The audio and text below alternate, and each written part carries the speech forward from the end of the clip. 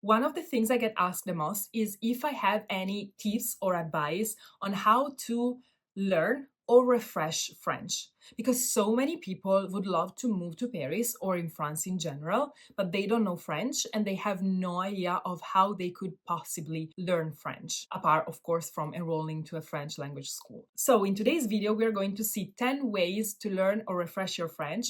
And these are all ways that I also use myself throughout my process of learning French and also in order to refresh French before moving to Paris. And actually, there are also a few things that I still do nowadays, now that I live in Paris. But first of all, if it's your first time on the channel, I'm Vittoria and I'm an Italian girl that 2 years ago moved to Paris without having a single idea of how to make it happen, and that along the way learned so many things that I share with you in terms of tips, useful information, things you need to know to move and live in Paris. So without further ado, let's get right into today's video.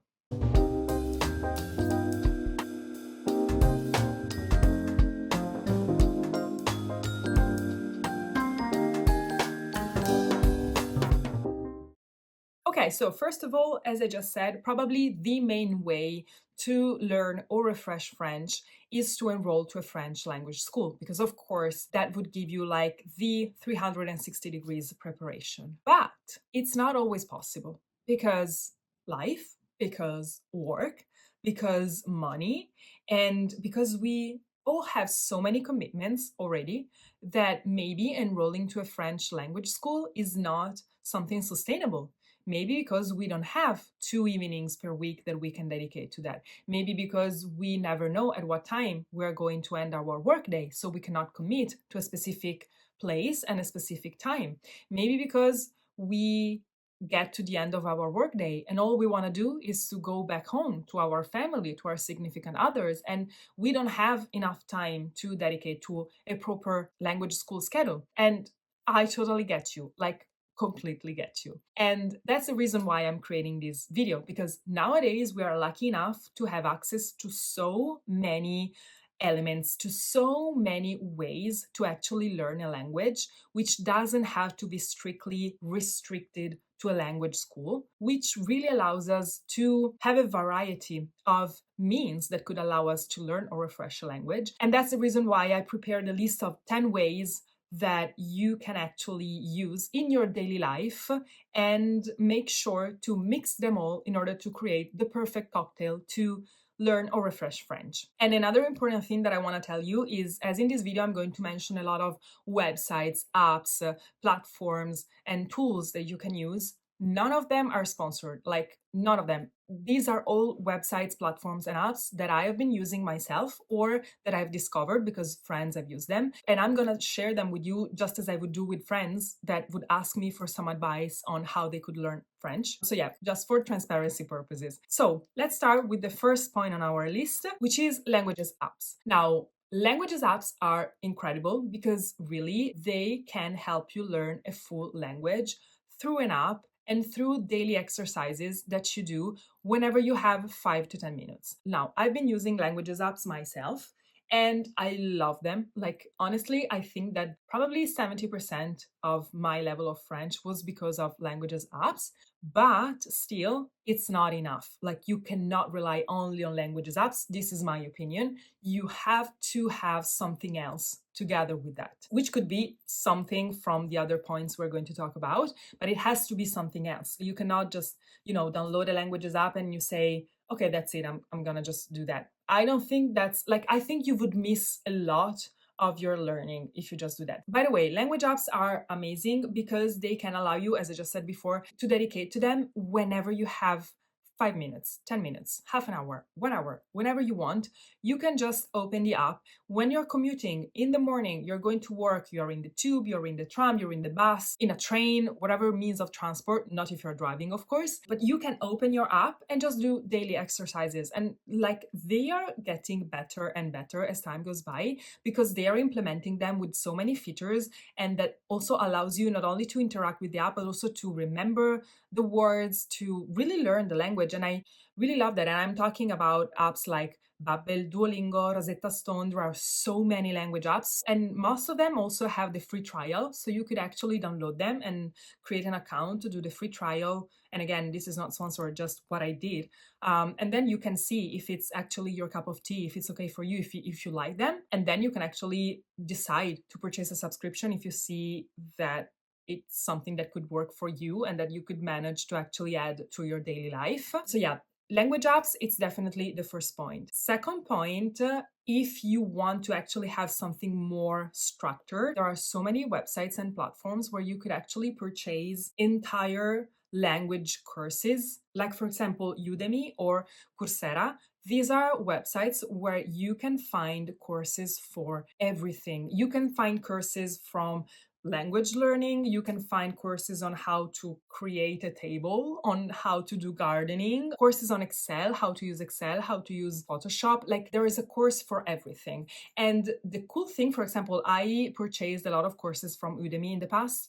And even though they have, like, if you go on the website, like the regular prices are pretty high, like every single month, or if not every single month, every 2 months, by the way, so many times throughout the year, they do so many discounts, which is incredible. Every single time I purchased the course from Udemy, it was usually about €9.99 or €12 or something like that, because they do so many discounts. So if you go on the website and you don't see the price discounted, just wait. Just wait, because it's a matter of some days or a week and you will find it discounted. So that was something super useful. Basically, these websites allow you to purchase courses that have been created by French teachers.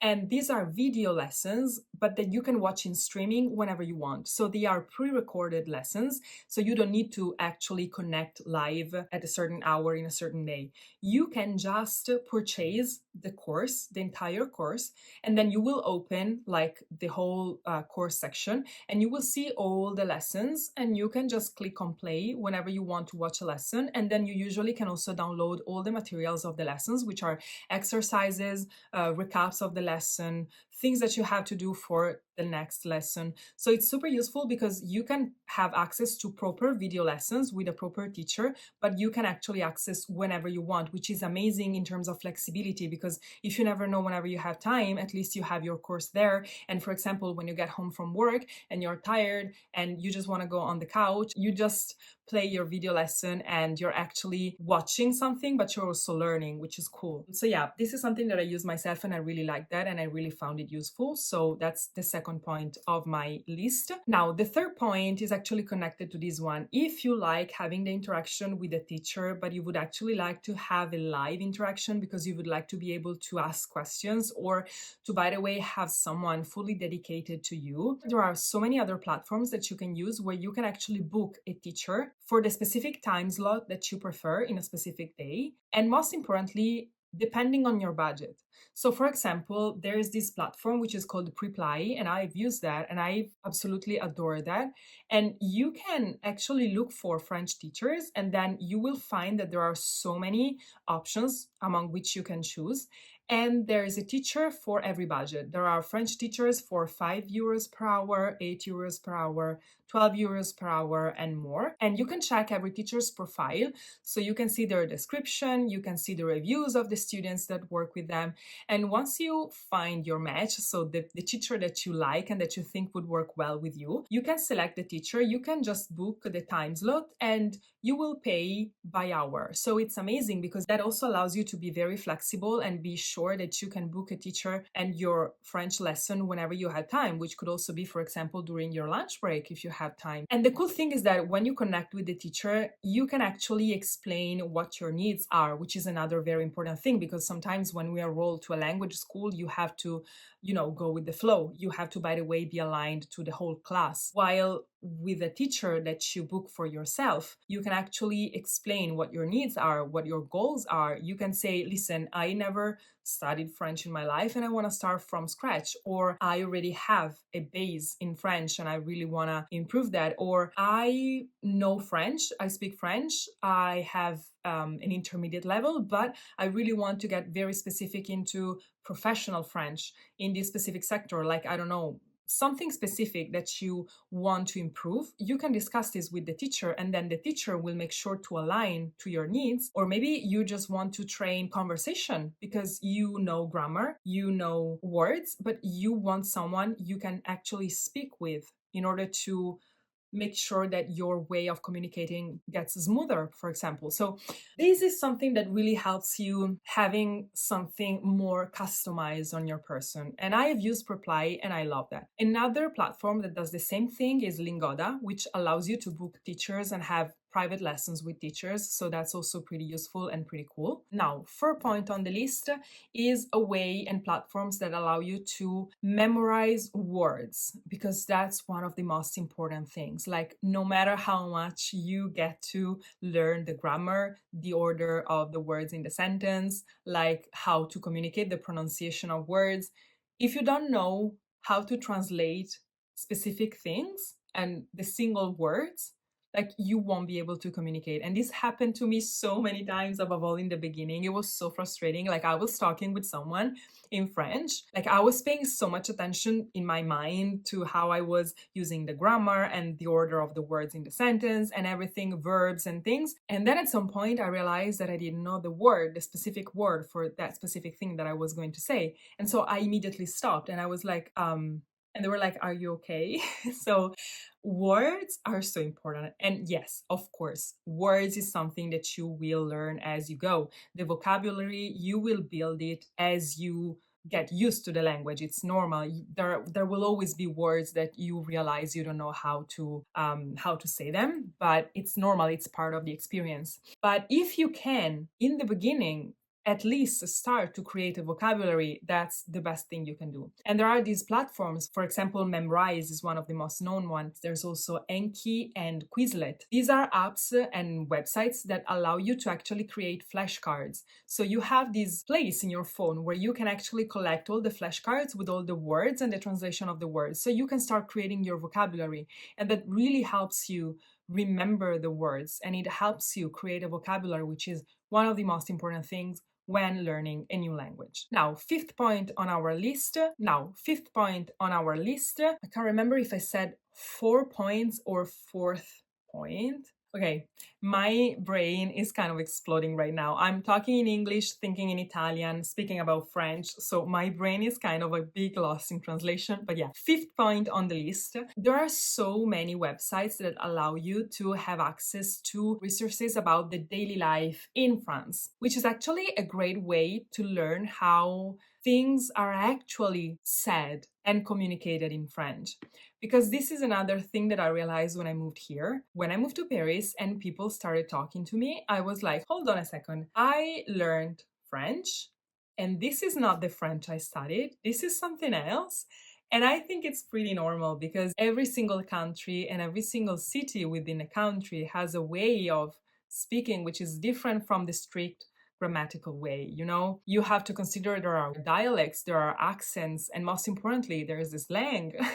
So sometimes it's very hard in the very beginning to really make sure that you align and that you find a compromise between what you studied and what is actually the way of expressing those same things in a different way. But it's normal. It's just the beginning. Then you get used to that. But having access to platforms that actually allow you to interact with resources that make it easier for you to understand how certain things are said in the daily life of French people is absolutely useful.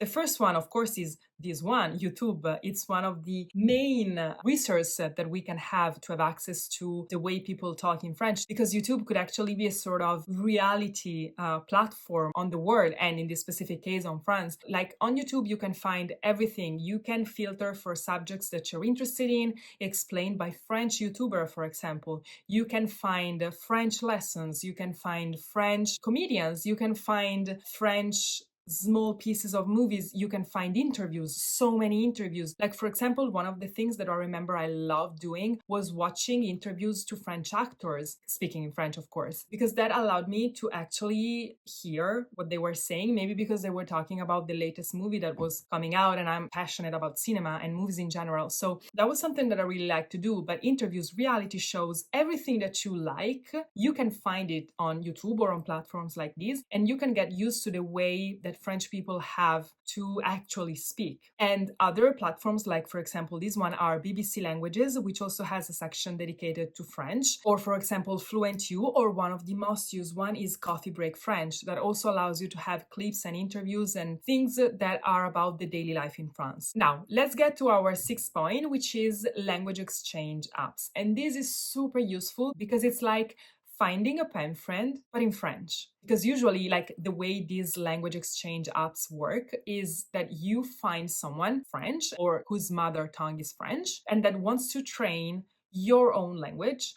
Or, for example, if you speak other languages, you could also add them because, for example, you speak English, but you also speak Spanish, or you also speak German, or you also speak Dutch, or you speak Danish. I don't know, whatever language you speak apart from English, because I imagine so many people like me, for example, I speak Italian, my mother tongue is Italian. So your mother tongue, if your mother tongue is not English, or if you also have a good level of English, you could also use English. Whatever, if you find someone who is French and whose mother tongue is French, but that would also like to train in a different language, you could actually activate this language exchange chat and you could start exchanging in two different languages. You can then decide if you want to do like some conversations all in French, some conversations all in English, some conversations all in your mother tongue. You can decide the rhythm that you want to activate for your language exchange. And it's super cool because honestly, really, it's like creating a pen friend, like the one we had when we had kids, that we wrote letters and we sent the letters to our pen friends. It's amazing. It's just the digital version of it. And you can train and you can also get used to the way that French people have to chat and to write things in a normal and daily life way. And then get into the seventh point of our list, which is probably my favorite, as I just said before, which I've used a lot and still use nowadays, which is French TV series and movies in French. This is one of the things I love the most doing. Not only because I love series, I love movies, I love cinema in general, and I love French cinema, but also because it actually allowed me to train my ears, which is the most important thing when learning a language, and most importantly, when learning French, because French, I think that one of the most difficult things about French is understanding what they say. It's so hard, not only because they speak super fast, but also because the way they pronounce words is completely different from how words are written. So sometimes it's very hard, and most importantly, they don't pronounce, like the second half of the words 90% of the time is not pronounced, so it's very hard to get used to that. So watching series and movies really allowed me to train my ears. Now, the way that I suggest you to do that is, if you feel confident, you could actually watch it in French with also French subtitles. That's the best combo because you can train your ears, but at the same time you could also train your reading and understanding what they're actually saying, and also connect the pronunciation to the words, so you see what is written and you understand how that specific thing is pronounced. But I can understand that sometimes, most of all, if you are in the very beginning of learning the language, it may be hard to have the audio in French and also French subtitles because the risk is that you don't really understand anything. So what you can do in the very first steps is to have the French audio, but the English subtitles, or the subtitles in your mother tongue, because that at least would allow you to understand the context, to understand what they are saying. And then you can always rewatch it with French subtitles once you have understood what happens in the film, because that would allow you to really train both of them. So French TV series and movies were one of my favorite things and still are nowadays. So yeah, that was a big part of my training and a big part of my learning of French. And this brings us to the eighth point of the list, which is strictly connected but maybe easier, like in a daily life scenario, because as much as I loved watching series and movies in French, I reckon that sometimes you, by the way, have to dedicate some time to that. So I can imagine that, for example, if you are at work all day long and then you get home and you just want to relax and like your brain is like, I'm done, I cannot like absorb any more information tonight. So you just want to watch something that you can relax with, not something that you have to pay attention to. Or for example, you go back home and you are with your family, so you can't really actually force everybody to watch something in a language which is not a language that maybe they're interested in learning. So I can understand that there are all these kind of dynamics. So if you can, it's amazing. But if you don't really have the possibility to dedicate some time throughout your daily life to a series or a movie in French, what you can do is actually listen to podcasts, French podcasts were my saviors. Like, I listen to French podcasts every single day. Like, for example, I was outside with my dogs, headphones, French podcasts. I was commuting to work every morning, metro, bus, train, driving your car. You can just play a podcast and they speak in French and you absorb French every single way you are on the go. You are outside your home. You are going to the grocery store. You are actually doing your grocery store. You are out shopping, for example. You're out and about, walking, shopping. Whatever you're doing, you are at the gym, you're training, French podcasts, or even inside your home, like for example, cleaning day, headphones, podcasts. Whenever you have a moment where you could actually multitask, French podcasts, because that, I swear, helped me so much improving my level of French, because I was listening to French every single day, multiple times a day. And I love that. And I still do it nowadays, sometimes when I'm out and about and I don't know what to actually listen to. French podcasts, why not? Even though I listen to French every single day because I live in France now, but like listening to French podcasts really helps you. And honestly, there are like podcasts, like apart from the fact that there are thousands of podcasts in French, but there are podcasts for every level. So there are podcasts for beginners, for intermediate levels, for advanced levels, and you can choose not only the level but also the subject you want to listen to. So it's really, there's a podcast for everybody, and also they're usually available on every podcasting platform. So it can be Spotify, it can be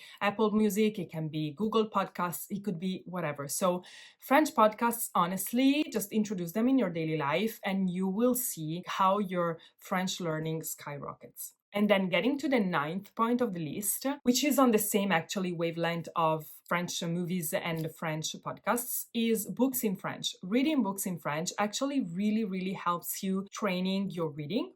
And most importantly, creating a vocabulary. Because if you think about it, whenever you're reading something in a language which is not yours, actually this something happens also in our own language. Like sometimes you read and you're like, what's this word? I never heard of it. And so you go check the meaning. Same thing with French. So if you're reading a French book, you will need to, go and see what a specific word means. And that helps you creating a vocabulary. Now, you can just translate the word and then write it above the word, or if you don't want to ruin the book, you can keep like a small notebook on the side on your bedside table and you can just create your vocabulary every single time you're reading. And that really helps you because then the vocabulary sticks in your head. So reading books in French is really helpful to train your reading and your comprehension of words and also it helps you really like seeing how words are written compared to how they are pronounced that you do with podcasts. And most importantly, it helps you building a vocabulary, but also seeing the order of the words in the sentence, which is also very helpful. And my advice, specifically if you are in the very beginning phase,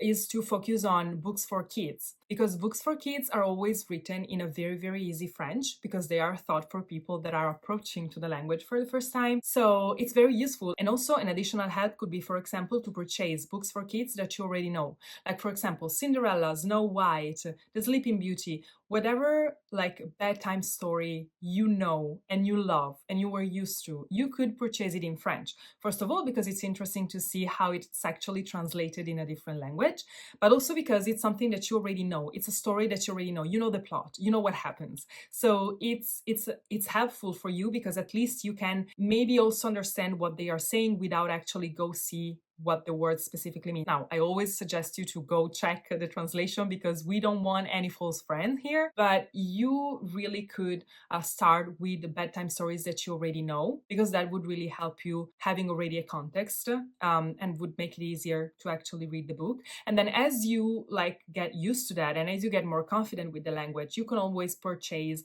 books which are higher in terms of level and in terms of structure. And another thing that you could do is, for example, as you get to an intermediate or an advanced level, if there's a specific book that you read in your own language and that you particularly like, you could also think about purchasing that same book in French. Because again, you already know the plot, you already know what happened. Maybe it's a book that you really liked, and so you don't mind reading it again. And again, if you know what happens, maybe you understand where you're at with the story in French, and you can immediately understand how they are actually explaining things in French because you already know what happens in your own language. So That's also something that I did myself, and I loved that, and it was very useful. And it was also very interesting to see how things are translated in a different language from the same book sometimes. So, getting to the final point of our list, one of the most important things that you can do when you want to learn a language is also to make sure that together with learning a language, you deep dive into the culture of that country, and most importantly, with the things happening in that country, which is the reason why I think that the perfect combo to learn the language is every single day to go watch the news in French. Either on the TV, either like right now we have access to every single kind of video possible through Instagram, through TikTok, through YouTube, but also on the website of the specific French medias, for example, Le Monde, Le Figaro, Le Parisien. So every single platform that releases news every single day in French, that's amazing because it would allow you to actually read what's happening in France written in French. So again, written in a way which is normal for French people, so in a conversational way that people actually use in France. It will also allow you to create a vocabulary which is more focused on the daily life news. So for example, politics or economics, finance, everything which is, by the way, related to the daily life of French people. And most importantly, it would allow you to really get used to the way that media have to explain things and to talk about specific subjects. Like, for example, when you wake up in the morning and you have breakfast and you watch the news, just 5 minutes, 10 minutes, you could also do the same thing on the French media's websites, because that would really like 3 minutes, 5 minutes every single day, but it's enough to really absorb something every single day. Words that you don't know. Also because when you do it from your phone now, we all have this option available. You can directly click on the word and it highlights the word and it gives you the option to translate the word instantly. So that's super fast. But at the same time, it really allows you to keep creating your vocabulary, which is amazing. Top notch. I love that. So we got to the end of this video. These were 10 ways to learn or refresh your French, which I also used when I was learning French and right before moving to Paris to prepare myself, and that I still use nowadays because, for example, movies, TV series, podcasts, news in French is something that I do on a daily basis. So I have to say that these were very helpful for me, and I really hope this can be helpful for you too. Of course, as always, if you have any question, if you have any doubt, you can just leave them in the comments or send me a DM on Instagram. And most importantly, if you like this video, just click on the like button and subscribe to the channel in order to stay updated on all the insights and info about life in Paris. So see you in the next video.